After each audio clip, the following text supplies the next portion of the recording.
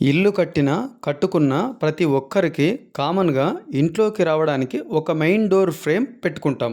ఆ ఫ్రేము బాగా కనిపిస్తుందని, రోజు యూసేజ్ ఎక్కువగా ఉంటుందని టేకు, పలాస టేక్ అని ఇలా రకరకాలుగా ఆలోచించి క్వాలిటీతో తయారు చేసిన చెక్క ఫ్రేమ్‌లని పెట్టుకుంటున్నాం. దాంట్లో వస్తున్న పెద్ద సమస్య, గోడల్లో డోర్ ఫ్రేమ్ ఫిట్ చేసిన తర్వాత ప్రతి వాకిలికి 4 కూర్లు, అంటే కింద గడపకు 2, పైన హెడ్‌కి 2 ఈ ఫ్రేమ్లు కంటే కాస్త ఎక్కువగా పొడవుగా ఉంటాయి ఈ కూర్లు. ఎందుకంటే ఆ ఫ్రేమ్ మొత్తం గోడ బయట ఉంటే ఆ కూర్లు మాత్రం గోడ లోపలికి పెట్టడం కోసం పొడవు ఉంటాయి. అవే గోడల్లోకి గాడీలు తీసి లేదా సైజ్ తగ్గట్టు చిప్పింగ్ చేసి ఫ్రేమ్ ఫిట్ చేస్తాం. ఏవైతే డోర్ ఫ్రేమ్ని బలంగా పట్టుకుంటుందని అనుకుంటున్నామో అవే కూర్ల ద్వారా సమస్యని తెచ్చిపెట్టుకుంటున్నాం. ఎవరు ఎంత పెద్ద డోర్ ఫ్రేమ్ పెట్టినా కూర్ల మీద మాత్రమే ఆధారపడి కాకుండా జెడ్ క్లాంప్స్ని ఆ ఫ్రేమ్కి బోల్టు సాయంతో టైట్ చేసి ఆ ఐరన్ క్లాంప్స్తో పాటుగా ఆ కూర్లు పెడుతున్నాం. కానీ క్లాంపుల మీద వేసిన కాంక్రీటు లేదా సిమెంటు ఎక్కడా ఊడిపోవడమో, గోడతో అనుబంధం తెగిపోవడమో చూడలేదు.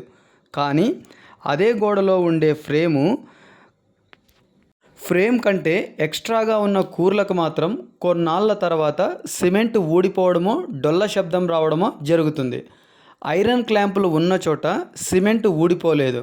ఫ్రేమ్కి ఎక్స్ట్రా కూర్ల దగ్గరే ఎందుకు ఊడిపోతుందంటే, ఫ్రేమ్కి కాంక్రీటు వేయడానికి గ్యాప్ ఉండదు. ఒకవేళ ఉన్న కాంక్రీటు వేసిన కూర్కి వెనకో పక్కకో వేస్తాం, కానీ లేచిపోయే ముందు భాగంలో మాత్రం వేయలేం. ఎందుకంటే మనం చేసే ప్లాస్టరింగ్ లెవెల్, ఫ్రేమ్ లెవెల్ రెండూ ఈక్వల్గా ఉండడం. ఫ్రేమ్ కూరు మీద సిమెంట్ పడదు, ఒకవేళ పడినా పట్టుకోదు. ఒకవేళ పట్టుకున్నా ఏదో ఒక రోజు ఇలా ఊడిపోక తప్పదు. సార్, ఫ్రేమ్ అనేది పైకి కనిపించేలాగా పెడతాం, కానీ ఫ్రేమ్కి సిమెంట్తో ఊడిపోవడం లాంటి సమస్య రాకూడదంటే ఫ్రేమ్ ఎత్తును బట్టి ఒక్కో పక్క 3 క్లాంపులు, ఐరన్ క్లాంపులు డోర్ ఫ్రేమ్ కంటే ఎక్కువ కూర్లు అనేది 1 ఇంచు కూడా లేకుండా రెక్టాంగిల్ షేప్లో మాత్రమే ప్రతి డోర్ ఫ్రేమ్ని చేయించుకోవాలి. డోర్ ఫ్రేమ్కి పైన, కింద, మధ్యలో 3 చోట్ల జెడ్ క్లాంపులు కాంక్రీట్ వేయడం ద్వారా డోర్కి ఎక్కడా ఎలాంటి చిన్న కంప్లైంట్ కూడా రాదు. డోర్ ఫ్రేమ్ చేసినప్పుడు, ఇంటికి పెట్టినప్పుడు అప్పటికి బాగుంటాయి, తర్వాతే చాలామందిని బాధిస్తున్నాయి, ఇలా ఇబ్బంది పెడుతున్నాయి.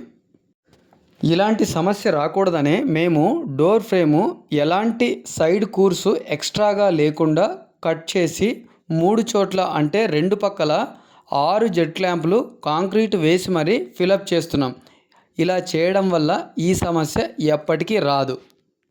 ఎందుకు రాదంటే, ఫ్రేము గోడకి ఆనుకొని మాత్రమే ఉంటుంది, కానీ ఫ్రేమ్కి ఉన్న ఐరన్ క్లాంపులు గోడ లోపలికి కనెక్టివిటీ ఉంటాయి.